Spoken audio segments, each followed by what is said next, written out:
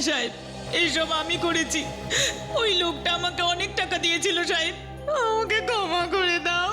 লজ্জা হওয়া উচিত তোমার নিজের মালিকের সঙ্গে বেইমানি করতে। তুমি জানো যে ওই ওষুধে কারোর প্রাণ চলে যেতে পারে? ওই ব্যাপারে আমি কিচ্ছু জানি না সাহেব। ওই লোকটা বলেছিল যে সাহেবের কিচ্ছু হবে না, শুধু ওনার ঘুম পাবে। আমাকে ক্ষমা করে দিন সাহেব, আমাকে ক্ষমা করুন। আচ্ছা, লোকটার বিষয়ে আপনি কিছু বলতে পারবেন? কেমন দেখতে ওনাকে? ওই লোকটা মুখোশ পড়েছিল। মুখোশ?